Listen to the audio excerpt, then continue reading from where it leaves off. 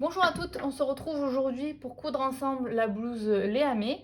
Léa May, c'est un patron de blouse et de robe à manches raglan qui peut ressembler à Sadaka, sauf que ici on va avoir deux types de manches et on va avoir la blouse qui s'ouvre qui a un col rond et qui s'ouvre sur le devant ouais, via une soupate et des petites brides avec des boutons. Donc c'est ce qu'on va voir aujourd'hui. Moi, j'ai choisi de coudre la version blouse à manches bouffantes.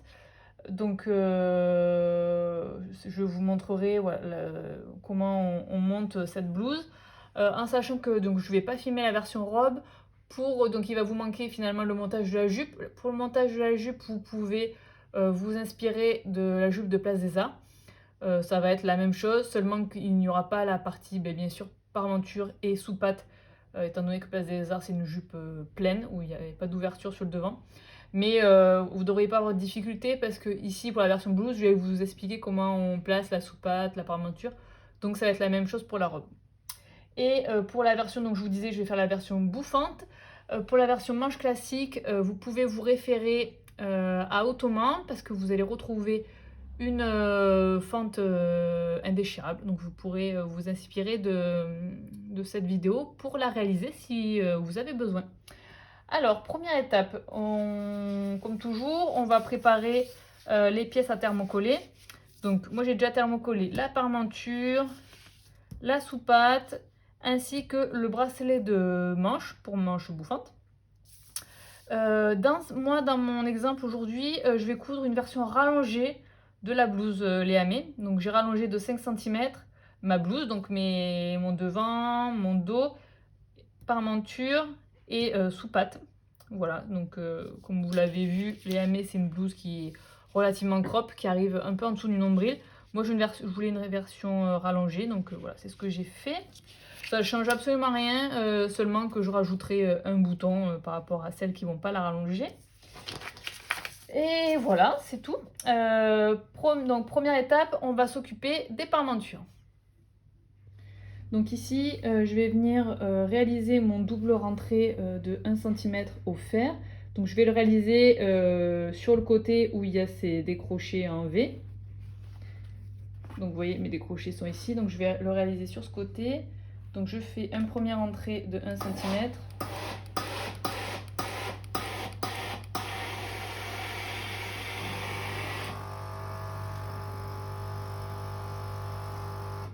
J'attendais que le fer ait fini de discuter. Et je réalise le deuxième rentrée sur le premier de 1 cm.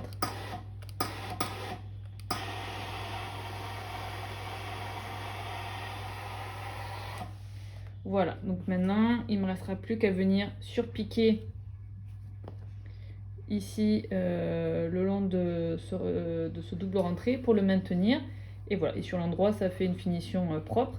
Si vous préférez, vous pouvez juste venir surfiler ce bord-ci. Voilà, c'est aussi tout à fait possible. Voilà, moi j'aime bien cette finition du double rentrée, mais il y a aussi la possibilité de surfiler. Donc voilà, j'ai fait pareil déjà pour la deuxième parmenture. Je vais venir les surpiquer et on se retrouve pour la soupate. Les soupates sont prêtes. Voilà ce que l'on obtient. On peut les mettre de côté. À présent, on va s'occuper de la soupate. On va la plier. Je me mets dans le champ. On va la plier endroit contre endroit. Et on va venir assembler les deux petits côtés. Comme ceci. Voilà. Et je fais pareil pour l'autre.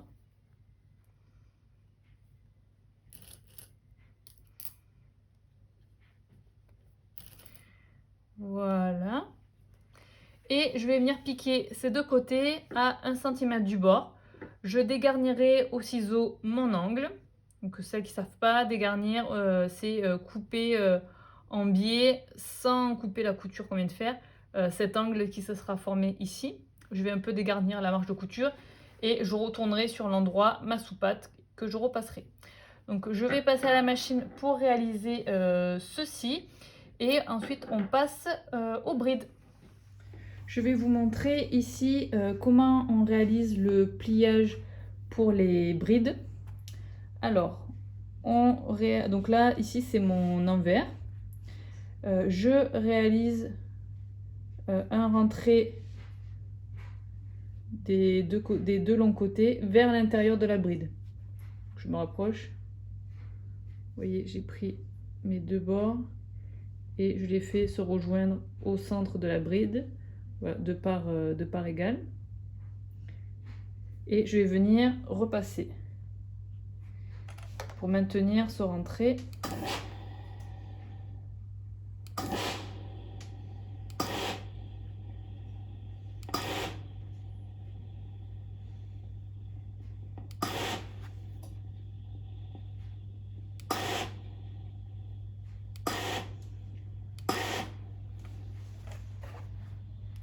Je continue tout le long.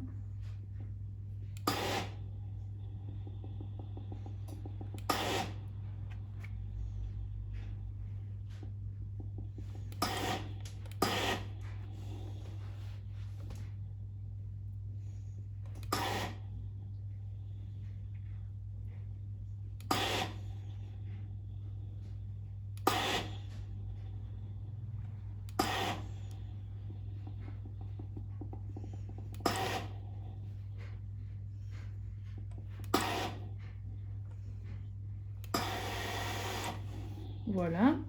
Et une fois que l'on a fait ça, hop, je remets un petit peu. On vient plier en deux. Donc là, c'est les deux rentrées. Et là, je viens la plier en deux, comme ceci. Et là, pareil, je viens repasser ce rentré.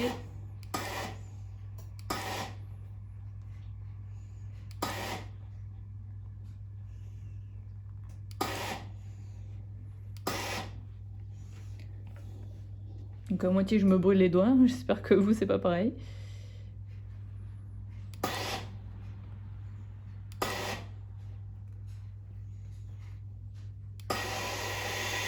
Donc voilà, vous continuez tout le long et on viendra surpiquer les deux bords du coup qui se font face, qui sont laissés libres. On viendra le surpiquer pour finir cette petite bride. Ma bride a été préparée et maintenant je vais couper mes tronçons de bride de 4,8 cm. Voilà, on essaye d'être précis.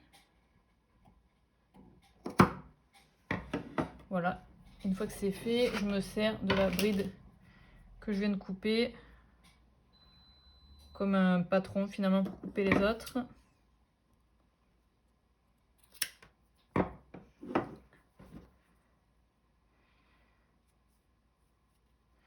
Donc moi, je vais m'en couper 6. Parce que si vous avez suivi, moi je fais la version rallongée, donc je vais avoir besoin d'un bouton de plus.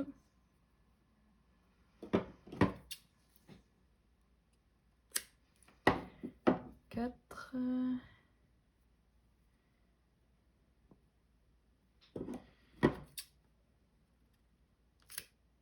5.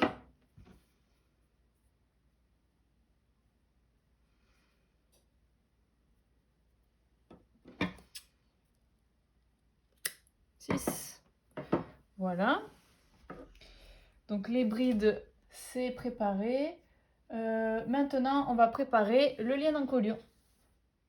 Alors, le lien d'encolure, donc pour cette version à manche bouffante, je vais avoir besoin de 3 bandes pour le lien d'encolure. Alors, je vais vous montrer comment on va assembler ces 3 bandes pour former notre long lien encolure. Donc en fait, ça se place finalement comme quand on va assembler un billet. On va le poser en équerre. Donc je cherche l'endroit de mon tissu, c'est ici. Et je vais placer les 2 bandes endroit contre endroit à l'équerre. Voilà, comme ça, l'une sur l'autre. Je mets une petite épingle. Voilà, et je vais venir... J'ai pris un stylo friction. Et je vais venir tracer, je vais venir rejoindre à la règle cet angle ici et cet angle qui est caché en dessous. ça va être, je regarde où il est là, je peux me faire un petit repère là. Et en fait, ça va être ma ligne de couture pour assembler ces deux bandes. Voilà. Et je fais pareil pour l'autre. Donc, je retrouve son endroit. Et je viens passer ma troisième bande. Pareil, sur endroit contre endroit. Voilà. Je mets une petite épingle. Et je trace ma ligne de couture. Je retrouve mon angle en dessous, ici.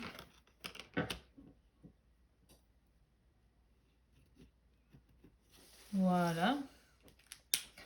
Et maintenant, j'ai plus qu'à passer à la machine et venir piquer sur mes lignes de couture. Ensuite, je pourrais un tout petit peu dégarnir ma marge de couture. Et je viendrai au fer ouvrir cette couture. Et je vous montre là-bas en direct du fer comment on fait notre pré-pliage. Alors, je vais vous montrer comment on pré-plie notre bande en colure. Donc comme je vous le disais, j'ai assemblé au fer sur ma ligne de couture, voilà, qui est là d'ailleurs. Voilà. Je vais dégarnir cette marge. Une.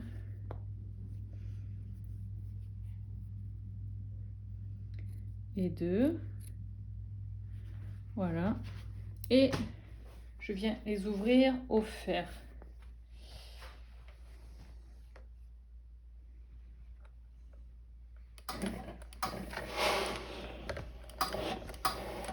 Une.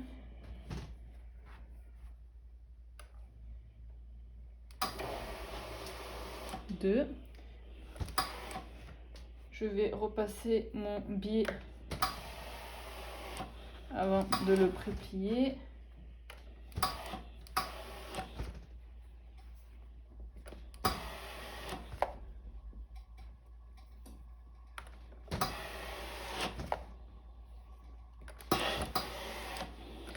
Donc avant, ce que je vous ai pas précisé qu'on va faire,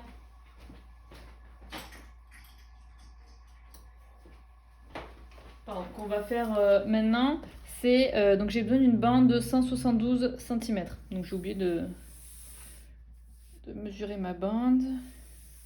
Donc moi je prends 1 mètre pour faire ça. Donc là j'ai 150. Voilà, 150. 150 plus 22. Tac. Ici. Après, si vous voulez, vous pouvez l'avoir plus longue, hein, voilà, tout dépend de vos choix. Mais si vous voulez l'avoir comme c'est sur les photos du patron, c'est 172 cm. Donc voilà, maintenant, cette bande a été bien découpée. Et je vais vous montrer le pliage. Alors, pour le pliage, je replie vers l'envers un des petits côtés de 1 cm. Voilà.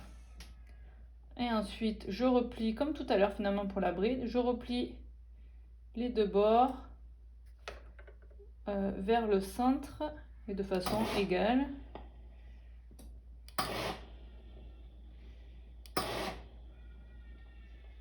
Voilà. Donc voilà, vous continuez tout le long comme ça, de repasser. Je vais vous le faire hors caméra, sinon ça va être un peu long. Et la dernière étape, ça va être de replier votre bande en deux. Voilà, l'une sur l'autre. C'est un peu chaud. Et exactement comme la bride, hein, finalement. Et on repasse tout le long comme ça.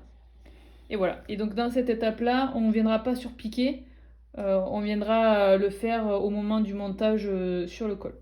Donc je vais continuer également moi mon repassage, enfin au final mon marquage de plis au fer et on se retrouve pour la suite. Et je voulais vous montrer la préparation des liens taille. Alors je vais juste en faire un devant vous. On va rentrer un petit côté de 1 cm vers l'envers. Voilà. On rentre 1 cm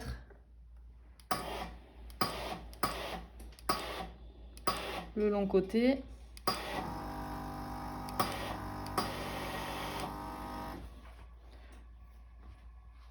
Je fais pareil pour l'autre côté. Donc moi je fais à l'œil 1 cm. Si vous êtes débutante et vous voyez pas bien ce que ça fait 1 cm, n'hésitez pas à utiliser les règles jauge que vous pouvez trouver notamment sur Rascol. Voilà. Moi au début j'utilisais beaucoup ça et puis à force, avec les années, on voit ce que ça fait 1 cm. On n'en a plus besoin, mais en tout cas vous n'hésitez pas si vous en ressentez le besoin.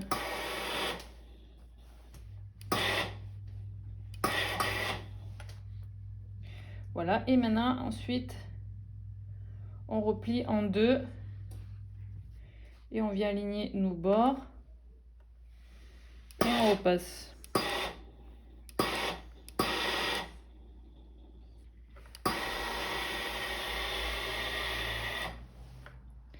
Et voilà, donc là j'ai plus qu'à passer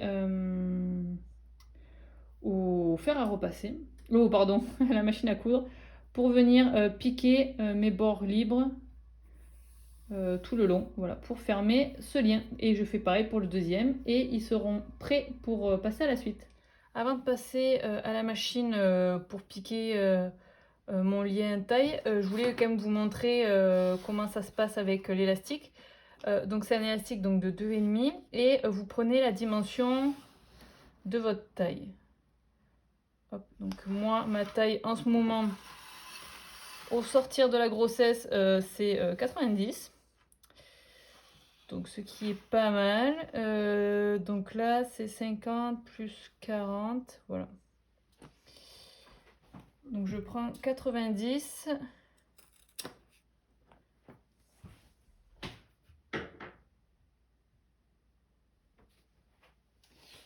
Pardon. Voilà, j'ai coupé 90 cm. Et maintenant, je vais vous montrer comment je l'assemble avec mes liens taille.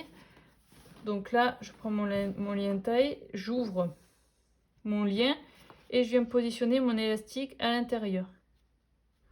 Voilà, bon, vous le faites rentrer, on va dire de 1-2 cm. Et je vais mettre une petite épingle pour le faire tenir. Hop, je vais faire pareil pour l'autre bord.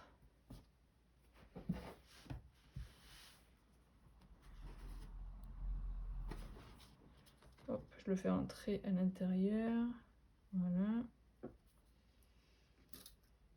Et petite épingle. Voilà. Maintenant, ce que je vous conseille de faire, c'est d'abord de venir faire un point zigzag ici en bord de lien pour maintenir votre élastique. Donc c'est important de faire un point zigzag plutôt qu'un point droit afin de maintenir l'élasticité de l'élastique. Donc un point zigzag ici, un point zigzag ici, et ensuite vous finirez donc sur la machine à fermer votre lien. Donc vous surpiquez, voilà, vous commencez ici et vous surpiquez tout le long jusqu'ici. Et vous faites pareil pour l'autre lien. Donc je vous laisse réaliser cette couture et on passe à la suite. À présent, on va passer au pince poitrine. Hop.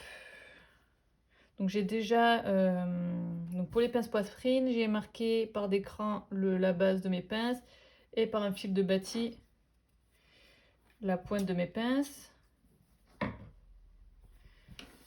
Je me positionne l'envers vers moi et je vais venir tracer deux lignes qui rejoignent le point de ma pince, la pointe de ma pince et mon premier cran côté. Voilà. Pareil pour l'autre. Mon fil de bâti, mon deuxième cran. Je trace. Ensuite, je peux enlever mon petit fil de bâti. Et je vais venir plier endroit contre endroit ma pince. Je positionne une épingle à la pointe de ma pince. Et j'essaie de venir positionner mes crans l'un sur l'autre. Et je fais passer une aiguille sur ma ligne de traçage. Et je regarde si ça ressort bien de l'autre côté. Donc là, ça ressort pas mal. Donc je continue. Je regarde, est-ce que je suis dessus? Je suis dessus. Vous voyez, vous êtes où? Là. Voilà. Et le but, c'est de faire ça tout le long. C'est bon aussi. Voilà. Maintenant, moi, ce que je fais toujours, c'est bâtir ma pince avec un fil de bâti.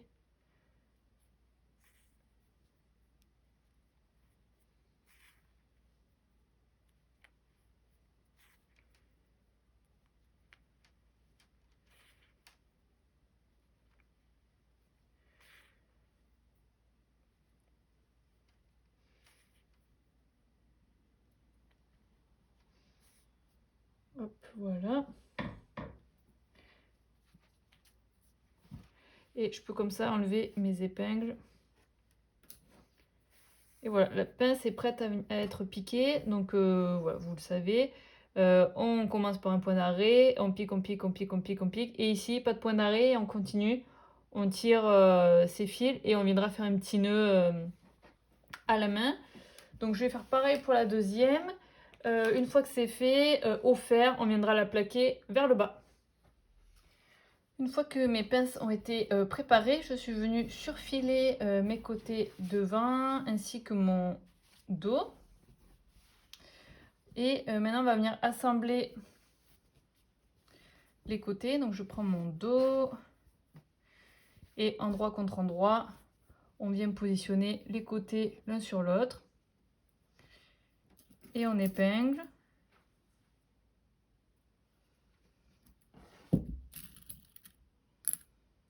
Un bord, un côté, l'autre. Et après, on épingle tout le long.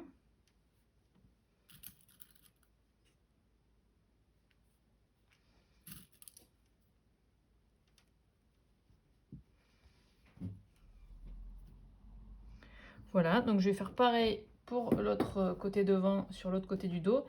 Je vais venir assembler à 1 cm, ouvrir la couture au fer et ensuite je vais vous montrer l'épinglage des brides sur le devant.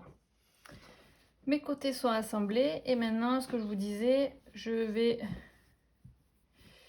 venir positionner mes brides sur mon devant droit au porté. Donc là, je mets la blouse face à moi. Voilà, ici c'est mon côté droit, donc je vais positionner mes brides sur l'écran qui sont indiqués par le patron. Donc mes brides sont là et je vais venir les épingler au niveau d'écran. Une épingle, puis une deuxième.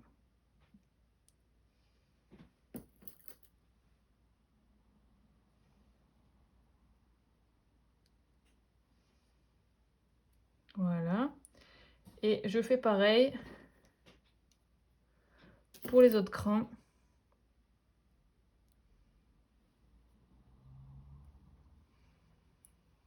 Et ça tout le long. Donc je vous laisse faire pareil. Vous, si vous avez la blouse, vous en avez 5 à positionner. Si vous faites la version rallongée comme moi, vous en avez 6. Et si vous faites la robe, vous en avez 11 si je ne me trompe pas. Donc je vous laisse épingler ça. Et on viendra piquer dans la marge de couture à 5 mm ces brides pour les maintenir en place. Mes brides ont été assemblées à 5 mm. Voilà ce que ça donne. Et maintenant, on va venir placer les sous-pattes et les parmentures sur nos devants. Donc sur l'endroit de nos devants. Donc tout d'abord, je vais venir placer ma sous-patte sur le devant gauche au porté. Donc le côté opposé finalement aux brides. Donc je le positionne à 5 mm du devant.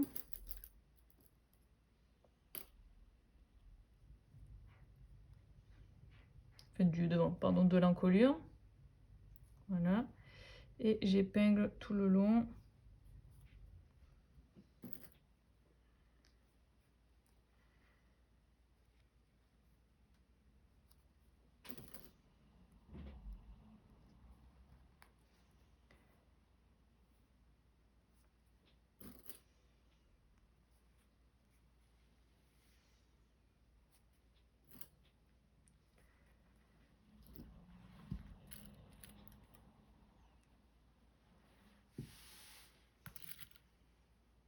Voilà, et on arrive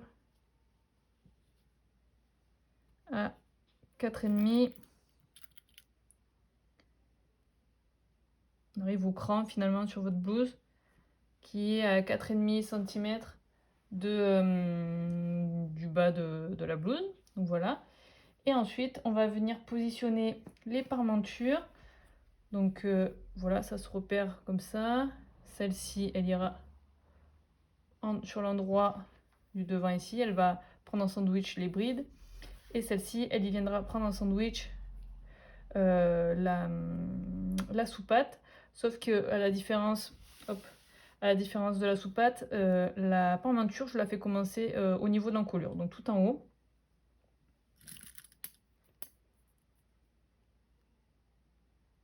Que je positionne des épingles et j'épingle voilà, comme ça tout le long.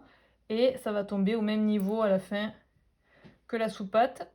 La seule différence, je vais épingler tout le long. Je vais me noter j'ai noté ici, vous voyez, par un petit cran rouge, mon repère qui va me servir de coulisse. Et en fait, quand je vais venir assembler à 1 cm mes deux parmentures, je m'arrêterai à ce repère-là. Ça me permettra de faire passer ma coulisse après. Donc je vais assembler cela et je vous montre le résultat final. Les sous-pattes et la parmenture ont été assemblées, donc je vais vous montrer ce que ça donne. Là, c'est le côté où on a la sous-patte, ici, et la parmenture à l'intérieur. Ouais, là, c'est la parmenture, et là, la sous-patte. Voilà, et donc j'ai plaqué, je les ai assemblés, j'ai plaqué ma marge de couture au fer, et je suis venue sous-piquer, c'est-à-dire à 2 mm de ma couture d'assemblage, pour maintenir les marges de couture vers ma parmenture. Et je fais attention que la sous-patte, je la place bien vers le devant, je ne les laisse pas comme ça, je laisse pas la sous-patte comme ça au moment de piquer ma marge de couture, parce que sinon on va piquer la sous-patte. Le but, c'est de basculer vraiment la sous-patte vers le buste pour venir piquer uniquement la parmenture. Voilà. Et j'ai fait pareil, bien sûr, pour l'autre côté avec les brides. Voilà ce que ça donne sur l'autre devant. Et comme vous l'avez vu dans le cahier technique, j'ai sous-piqué finalement jusqu'au cran qu'on s'était noté tout à l'heure. Vous voyez le cran, la marque rouge que j'avais fait ici, j'ai sous-piqué également jusque là. Donc pour l'instant le buste, on va le laisser de côté. Maintenant on va passer aux manches. Donc moi j'ai choisi la version manche raglan bouffante. Donc ce que l'on va faire, c'est que l'on va venir assembler le milieu des manches. Donc je viens les positionner endroit contre endroit. Donc là, voilà, hop, endroit contre endroit.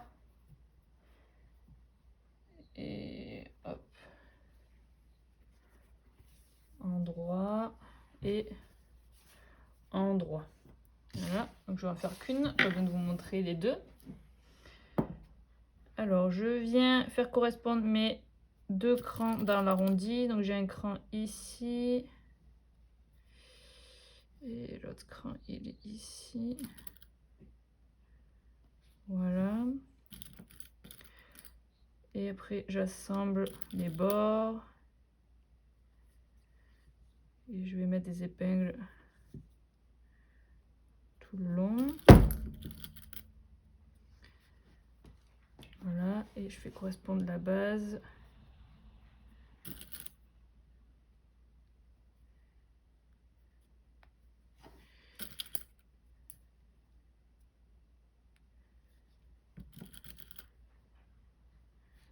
Hop. Voilà. Donc ça c'est fait. Maintenant, on va venir piquer à 1 cm ici l'arrondi de notre manche. On va le surjeter et plaquer cette marge de couture vers le dos. Donc vers le dos, vous savez qu'on le reconnaît parce que il y a un seul cran dans manchure, contrairement à 2 crans pour la manche devant. Donc je vais faire ça. Après, je vais surjeter mes petits côtés de manche et je vais venir les assembler endroit contre endroit et je viendrai ouvrir ma couture au fer. Donc je vous montrerai le résultat final et on passera au bas de manche. Voilà, à tout de suite. On passe au montage des manches. Donc moi, comme je vous le rappelle, je suis sur les manches raglan ballon. Alors tout d'abord, je vais m'occuper du bas de la manche. Donc c'est cette partie-là, ce grand rectangle. J'ai surfilé les côtés, ce côté aussi. Et ensuite, je vais venir le placer endroit contre endroit. Et je vais venir épingler sur toute la longueur. Voilà. Ensuite, je vais passer à la machine et je vais coudre, comme toujours, à 1 cm. Je vais ensuite venir écarter mes coutures au fer et je vais venir ensuite, ça je ne vais pas vous le montrer, je vais ensuite venir piquer en haut et en bas 2 lignes de fronce, donc une à 5 mm du bord et la deuxième à 1 cm de la première. Je vais faire cela à la machine et je vous montre le montage sur le haut de la manche raglan. J'ai récupéré ma manche raglan, enfin le haut de ma manche raglan. Je la place sur l'endroit. Voilà. Et comme je vous disais, je me suis occupée de mon tube. Donc j'ai procédé à la piqûre de cette ligne. J'ai ouvert les coutures au fer et j'ai fait mes 2 lignes de fronce en haut et en bas. À présent, donc, comme je vous disais, on va venir assembler mon bas de manche sur le haut de ma manche raglan. Pour ce faire, donc je repère quel est le haut, quel est le bas entre guillemets de mon bas de manche. C'est là où il y a un cran. Tac, tac. Voilà. Là, vous voyez, j'ai un cran. J'ai pas la pièce de patron sous les yeux, mais j'ai un cran qui tombe ras en face de la ligne de manche, enfin le haut de la ligne de manche. Donc ce qu'on va faire, donc ce cran, ça va être la ligne finalement qui va être assemblée avec le haut de manche. Alors je viens placer endroit contre endroit, donc là je mets ma manche à l'intérieur. Donc là j'ai un peu froncé le haut, mais après pour l'assemblage avec la manche, il n'y a pas besoin de beaucoup froncer. Vous allez voir, je vais sûrement même devoir un peu détendre mes fronces. Donc je viens faire correspondre ma ligne de dessous de bras, voilà, avec la couture que j'ai ouverte au fer de mon tube à l'instant. Donc j'épingle là, j'épingle le cran que je vous disais de mon tube ici avec vous savez la ligne des milieux de la manche raglan, la ligne qui est arrondie sur le haut. Voilà. Et ensuite, je fais correspondre ces deux longueurs. Donc vous voyez là même, je peux encore un peu détendre. Donc là, je pense que c'est bon. Donc c'est pas trop froncé sur le haut, ça le sera davantage sur le bas de manche.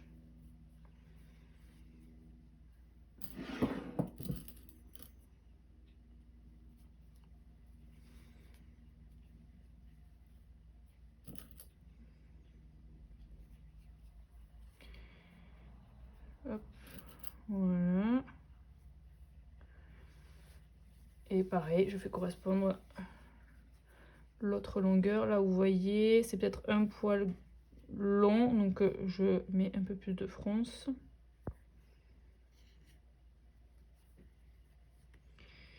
Si j'arrive à récupérer, attraper mes fils. Voilà.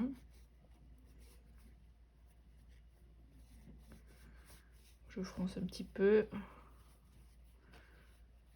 Voilà. Et je viens épingler, pareil, en répartissant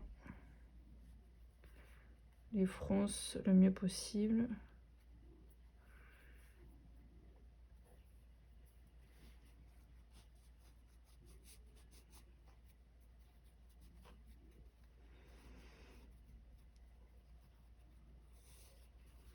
Voilà.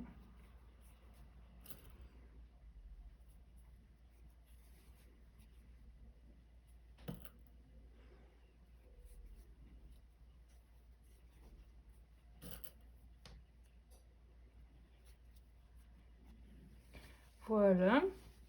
Donc ça c'est prêt. Je vais pouvoir venir piquer à 1 cm et surjeter cette couture.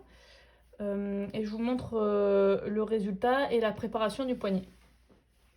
Je reviens vous montrer quelque chose. J'avais déjà eu la question quelques fois.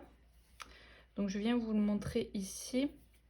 C'est comment, une fois qu'on a fini la couture d'un surjet, comment on fait rentrer cette petite chaînette dans l'ouvrage, enfin dans le surjet qui le précède.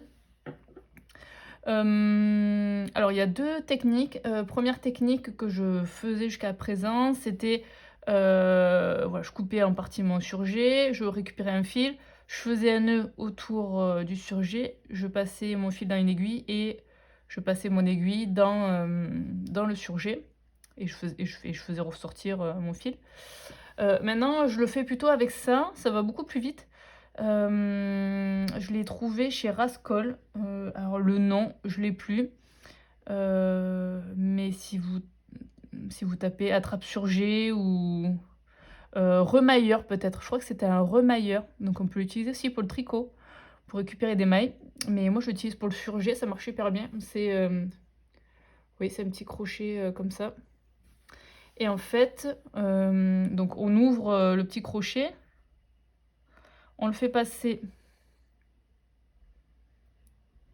dans le surjet.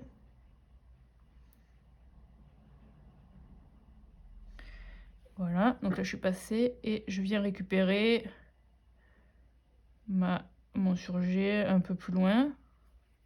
Je ferme le petit clapet et je tire. Et vous voyez, ça me fait sortir mon surjet. Donc j'enlève ce truc et je le fais sortir. Et voilà, mon surjet est emprisonné et je vais pouvoir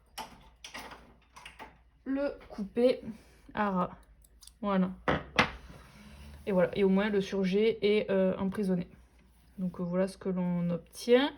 Voilà, je vais aller repasser ma couture au fer. La couture, je vais la repasser vers le haut. En attendant, je voulais vous montrer le poignet. Donc le poignet que j'ai entièrement thermocollé. J'ai marqué au fer d'abord j'ai marqué au fer la pliure de mon poignet. Donc envers sur envers. Et voilà, j'ai fait correspondre les deux largeurs et j'ai marqué ma pliure. Et ensuite, j'ai marqué également au fer un repli de 7 mm à 1 cm. Donc pareil, au fer. Ensuite, on va venir assembler les petits côtés du poignet.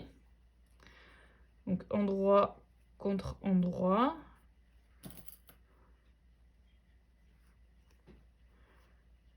Voilà. Je vais aller le piquer à la machine.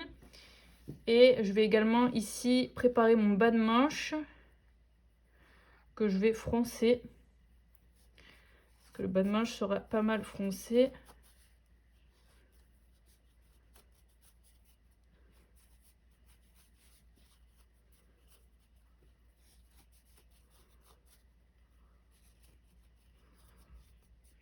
Moi je tire un côté et ensuite je tire de l'autre.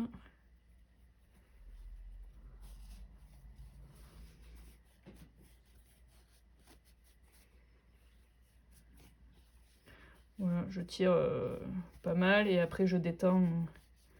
Je répartis d'abord au doigt mes fronces. J'en fais suffisamment. Et après ce que je vais venir faire, c'est que je vais faire un petit nœud sur un des côtés.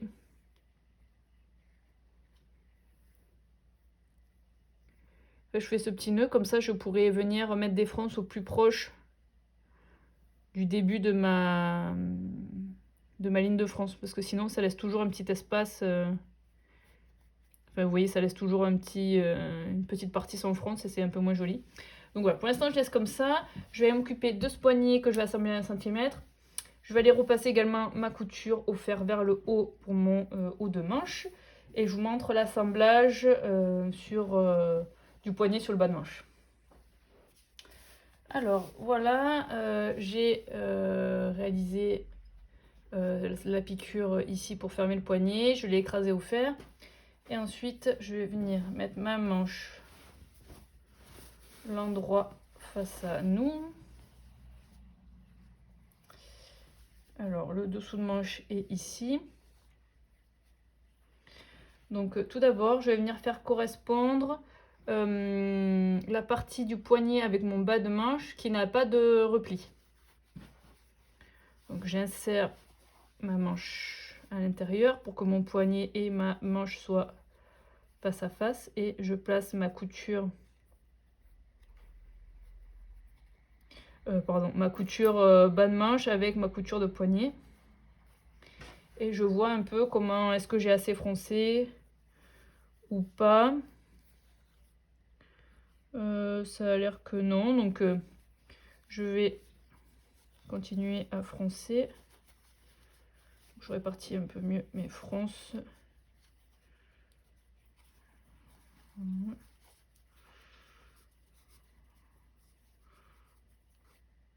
Fait plein de fils ce tissu. Alors mes fils ils sont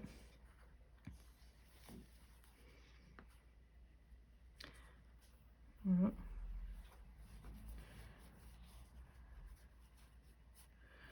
Voilà, là je pense qu'on est suffisamment foncé.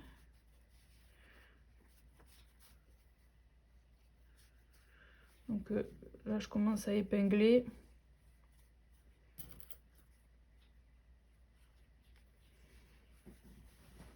Hop, pardon, je sors du champ.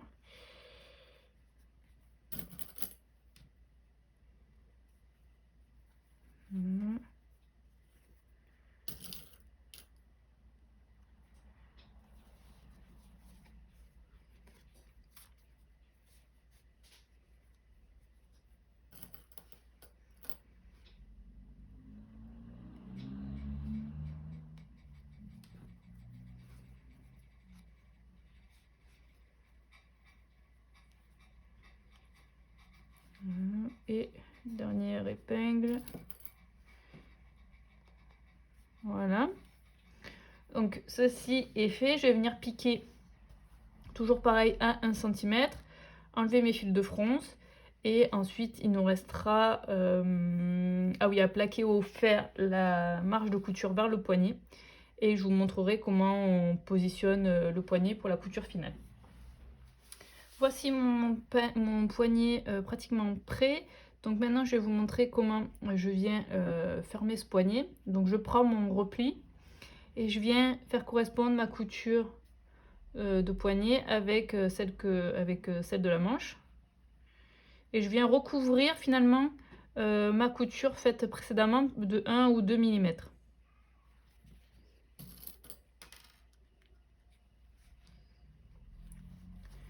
Hop, je rabats le tout, je me sers de mon pli préparé tout à l'heure. Et en fait, je regarde et j'épingle comme ça tout le long, en m'assurant que je recouvre bien ma couture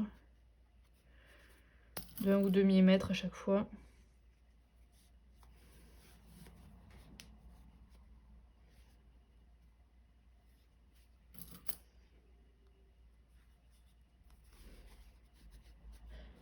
Voilà.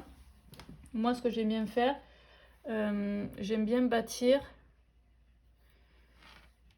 cette couture-là. Au moins, je peux repasser ensuite sur l'endroit du travail pour venir piquer dans ma couture. Alors attendez, je galère à faire sortir mon aiguille, ça y est. Donc oui, je bâtis comme ça, je peux repasser, je pourrais enlever mes épingles et je peux repasser sur l'endroit du travail pour venir piquer dans ma couture que j'ai faite précédemment. Et j'ai pas mes aiguilles en dessous qui me gênent. Voilà, c'est plus par confort, ça se fait, mais bon, j'aime d'autant plus faire ça.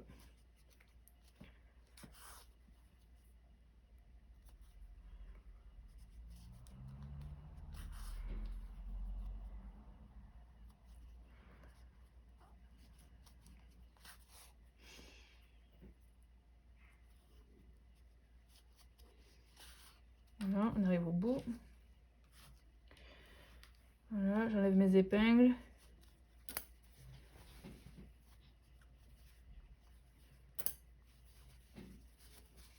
Voilà. Et maintenant, je peux repasser sur l'endroit.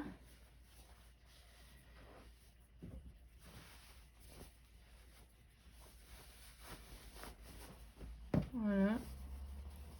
Et donc, je vais venir piquer, vous voyez, dans la couture que j'ai faite précédemment. Je vais venir vraiment planter mon aiguille là dans cette couture, comme ça sera une couture invisible sur l'endroit. Et sur l'envers, on viendra prendre 2 mm voilà, qu'on a laissé pour refermer ce poignet. Donc je vais passer à cette couture. J'ai également préparé ma deuxième manche qui est là. Et je vais vous montrer le montage ensuite sur le buste. A tout de suite. Je voulais repasser à la machine, je voulais vous montrer l'assemblage du poignet à la machine. Donc finalement, j'ai laissé l'endroit de mon travail sur l'envers. Voilà, c'était plus pour vous expliquer tout à l'heure. Mais là, pour la machine, je repasse mon endroit à l'intérieur. Et vous voyez, comme ça, je vais pouvoir venir piquer comme ça à l'intérieur. C'est plus simple que de piquer l'endroit à l'extérieur. Donc voilà, je vous montre comment je fais. Et vous voyez, je reste vraiment dans ma couture.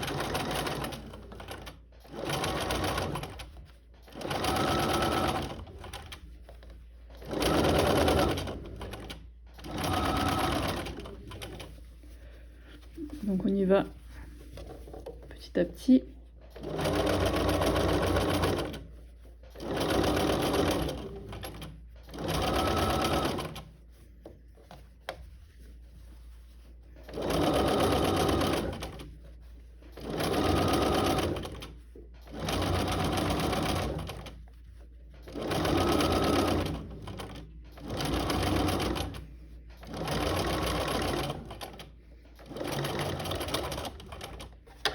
Voilà, on est arrivé. Alors voilà ce que ça donne sur, sur l'envers. Vous voyez, ça a pris ma couture. Donc là, je vais pouvoir enlever mon fil de bâti.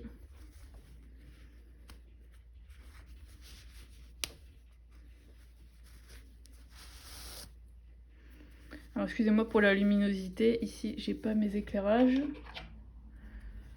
Je vais juste vous montrer ce que ça donne sur l'endroit. Hop, je coupe mes fils et je repasse ma manche sur l'endroit. Et je viendrai bien sûr lui donner un petit coup de fer à ce poignet. Voilà, donc voilà ce que l'on obtient. Donc vous voyez, tac tac tac, vous êtes là, on ne voit pas du tout la couture. Donc sur l'endroit c'est parfaitement propre. Donc voilà, je vais repasser ce poignet au fer et on passe à l'assemblage sur le buste. Alors mon buste est ici. Je vais placer l'envers à l'intérieur. Tac tac tac tac. J'essaye de me mettre pour que vous voyez bien. Voilà, comme ça vous voyez bien. Hop. Voilà. Je vais vous montrer l'assemblage pour une seule manche. Après la deuxième, ça sera la même. Donc là, donc mon endroit est à l'intérieur. Ici, j'ai mon devant et ici, j'ai mon dos. Donc là, je vais repérer pour mes manches laquelle a les deux crans de devant. Vous voyez, c'est ici, j'ai mes deux crans de devant et ici, j'ai mon cran de dos. Donc, je vais venir insérer ma manche à l'intérieur. Je vais venir faire correspondre les deux lignes de couture de bas de manche et de buste côté. Voilà. Je fais correspondre mes deux crans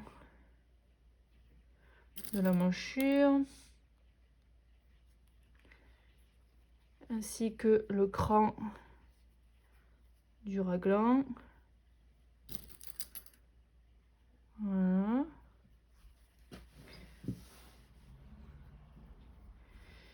Et j'épingle les bords une fois que mes crans sont positionnés. Voilà. J'épingle l'arrondi.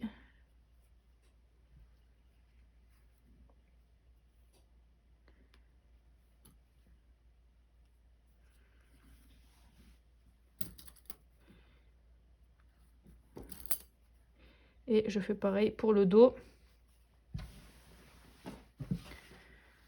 J'épingle mon cran de dos, mon unique cran de dos.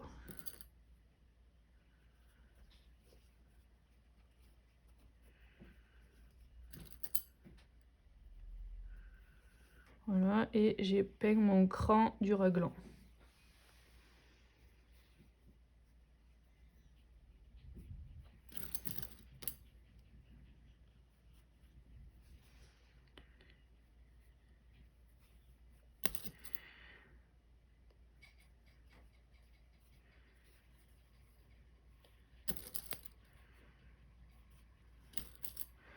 Voilà. Je mets des épingles également sur le bout de mon raglan, voilà. Et maintenant, ce que je vais faire, c'est que je vais venir piquer tout le tour de mon amanchure à 1 cm. Je vais venir la surjeter et je viendrai plaquer les marges de couture vers la manche. Je ferai pareil avec ma deuxième manche et le plus gros sera fait. Ensuite, on passera au lien d'encolure. Mes manches ont été montées sur mon buste. Donc voilà ce que l'on obtient. Donc là, c'est le haut de ma manche. Là, c'est mon raglan. Et là, c'est ma manche avec le poignet. Que je me positionne bien. Hop. Donc maintenant, on va s'occuper du lien d'encolure. Je me mets pour que vous voyez bien. Voilà. Comme ça, normalement, vous y voyez pas trop mal. Alors, je vais prendre le lien qu'on a préparé tout à l'heure. Et je vais prendre le côté où, vous savez, je vous ai dit, on finit un côté où on a fait le petit rentré de 1 cm. Et l'autre, on ne le fait pas, on le fera à la fin. Donc là, en fait, ce qu'on va faire, c'est qu'à partir de ce petit rentré de 1 cm qu'on a fait, on va mesurer 50 cm. Je prends mon mètre. Tac, tac, tac, tac, tac, tac, tac, tac. Je l'ai raté, 50 cm. Là, ici. Je vais y mettre une épingle pour me repérer. Voilà. Et maintenant, je vais venir... Le but, ça va être de venir l'épingler sur toute l'encolure. Alors, ce qu'il faut, ce que vous pouvez faire, c'est... Il faut maintenir les parmentures à l'intérieur. Donc, vous pouvez y mettre une petite épingle, une ici et une ici côté bride. Et vous voyez, la soupate, elle, est déjà finie, elle ressort. Et vous voyez qu'il y a un écart de 5 mm justement entre le haut de l'encolure et la soupate. Mais ça c'est normal, c'est parce qu'on va finir avec le biais. Donc là, je vais venir positionner finalement là le repère que je me suis mis à 50 cm sur le début de mon encolure. Donc finalement ici, ça va être vraiment la partie la plus... pas la plus technique parce que c'est pas tellement technique, mais la plus longue parce qu'il faut, vu que le lien il est assez fin, il faut venir vraiment bien épingler tout le long. Voilà, pour être sûr d'épingler correctement. Donc on y va tranquillement tout le long, on prend bien l'encolure au centre du biais, on rabat et on met une petite épingle. Donc on fait ça tout le long. Je ne vais pas vous montrer tout le long parce que ça va être long pour vous. Et vous avez ça aussi à faire en même temps. Donc voilà, là c'est vraiment la dernière partie la plus longue à faire. Donc, mais voilà, prenez votre temps pour que ça soit le mieux fini possible. Donc moi je vais continuer hors caméra mon épinglage. Et ensuite, ce que je ferai, moi ce que j'aime bien faire, c'est que je vais venir bâtir, voilà, je vais venir bâtir ce biais à cheval sur l'encolure. Comme ça me permettra d'aller tranquillement surpiquer ce biais à la machine sans avoir toutes les épingles. Mais je reviendrai, une fois que j'ai tout épinglé et bâti, je reviendrai vous dire voilà, comment piquer. J'ai épinglé mon biais tout autour de mon encolure. Voilà, j'ai bâti tout le tour. Voilà ce que ça... Pardon. Voilà. Voilà ce que ça donne. Ensuite, ce que je suis venue faire, c'est sur le bord qui est pas fini, j'ai mesuré, pareil, 50 cm. J'ai laissé 1 cm de marge de couture. Et au fer, je vais venir préformer mon centimètre, comme j'ai fait pour l'autre bout. Et voilà, le repasser le repasser comme ça. Et ensuite, pour piquer, ce qu'on va faire, c'est qu'une fois que ce bord il aura été préformé, voilà, il sera plié en deux et on va commencer à coudre ici les bords libres du biais. Donc je couds, et en fait je vais coudre tout le long. Voilà, mon biais à cheval tout autour de mon encolure. Je fais le tour et je viendrai finir à la fin de ce lien. Et voilà, on en aura un bon coup de fer et on en aura fini pour l'encolure. Donc je vais coudre ceci et je vous retrouve pour la dernière étape avec le lien en bas de blouse. Voilà mon biais d'encolure terminé. Hop, j'essaie de vous le mettre correctement. Voilà ce que l'on obtient. Voilà, attendez, je vais essayer de mieux mettre. J'ai fait une taille 42, ça rentre pas parfaitement dans mon écran par rapport à d'habitude où je fais une taille 38. Là, une taille 42. Pour les kilos post-grossesse, ça rentre pas bien dans l'écran, donc voilà ce que l'on obtient. Donc voilà la finition que ça donne. Tac tac, voilà. Avec le petit lien noué, il nous restera à placer les boutons en face des boutonnières. À présent, ce qu'il nous reste à faire, c'est la finition du bas. Donc je me positionne sur le bas. Donc là, on nous dit de réaliser les petits rentrées des parmentures. Donc en fait, c'est juste au fer, voilà, vérifier que ce rentré là, il est bien fait.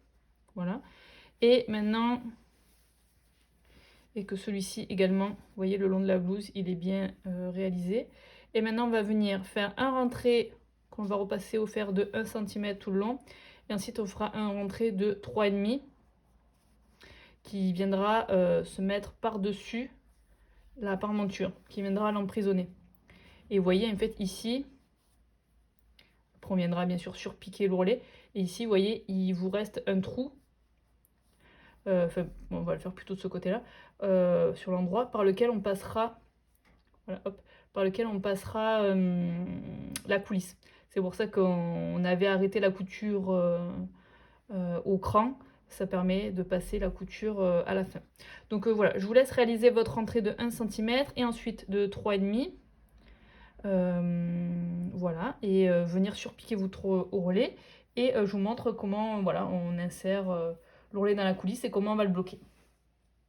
J'ai piqué mon ourlet, donc voilà ce que ça donne sur l'endroit. Et sur l'envers, en fait, voilà, il faut vraiment venir emprisonner la parmenture dans l'ourlet. Donc voilà ce que ça donne côté bride et côté sous-patte et parmenture. Donc voilà, on a emprisonné toujours pareil la parmenture. Donc la parmenture, elle est bloquée. Donc normalement, elle n'est pas censée bouger. Vous voyez, elle est bloquée en haut et en bas. Si vous voulez, si à l'usage vous trouvez qu'elle bouge, vous pouvez y faire quelques points à la main pour la maintenir. Mais voilà, normalement, elle ne devrait pas bouger. Ça ne devrait pas trop vous poser de problème. Et maintenant, on va insérer le lien que l'on a préparé en début de vidéo. Alors, il va me falloir une épingle à nourrice. Voilà. Et c'est parti, je fais passer dans la coulisse qui s'est créée sur le bas de la blouse. Et c'est parti, on fait avancer notre lien. Hop.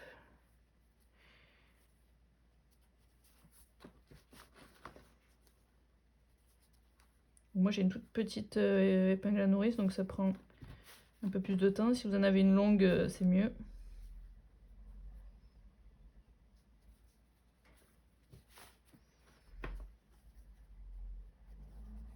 Mais quand on en est là, on a fait le plus gros. Après, il nous restera juste les boutons à coudre. Mais on aura terminé. Et pour celles qui font la robe, c'est également votre dernière étape. Sauf que vous, vous avez un tunnel. Donc c'est pas exactement la même façon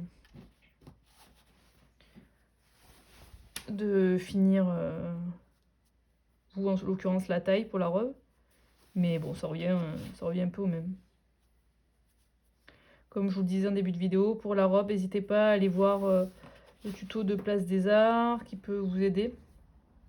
Notamment pour le tunnel qui est en fait un biais hein, pour Place des Arts, mais finalement c'est plus ou moins la même pièce. C'est juste le nom qui change. Pour le biais, c'est juste que lui il est coupé dans le... Il n'est pas coupé dans le droit fil, alors que le tunnel il est coupé dans le droit fil. Donc j'arrive alors au bout.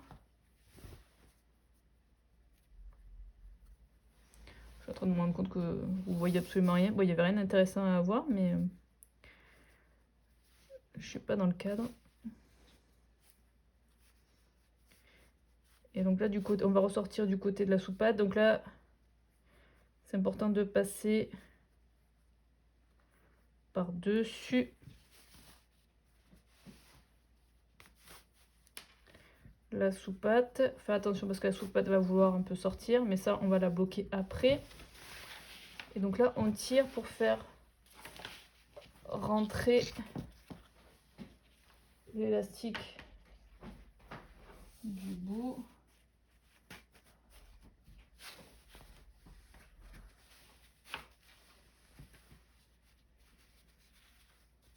on le fait rentrer à l'intérieur. Comme ça. Je peux mettre une épingle pour le bloquer. Et on viendra réaliser un point droit pour bloquer le lien pour pas qu'il ressorte. Et je vais m'occuper de l'autre côté. Tac. Je tire pour faire sortir mon élastique, il est là. Donc là, vous voyez, ma soupate, elle a voulu, hop, elle veut sortir, mais c'est pas grave. Je la refais rentrer à l'intérieur. Voilà.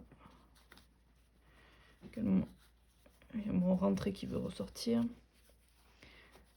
Donc je fais rentrer tout le monde, surtout l'élastique que je fais rentrer à l'intérieur.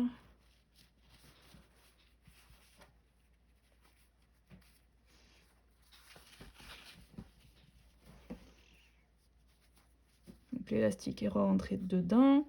Je fais rentrer ma soupate.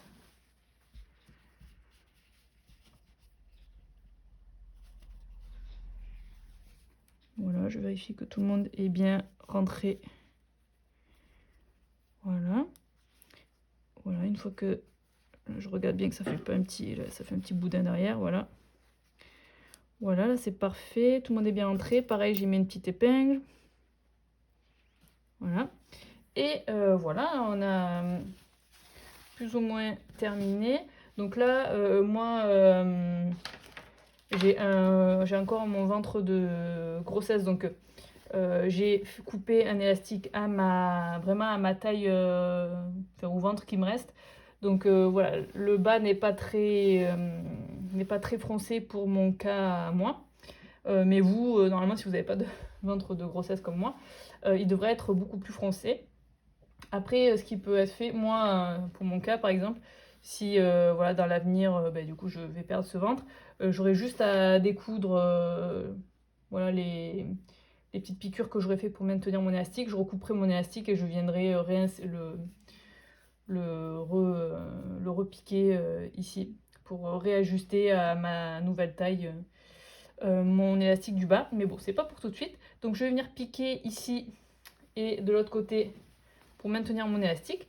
Et voilà, on en aura fini avec cette blouse léamée et il ne restera plus qu'à coudre les boutons, mais je vais vous épargner ça. Donc voilà, j'espère que ce tuto vous a plu. Je vous laisse retrouver les photos sur Instagram pour voir le modèle porté. Et en attendant de se retrouver une prochaine fois, je vous dis bonne couture.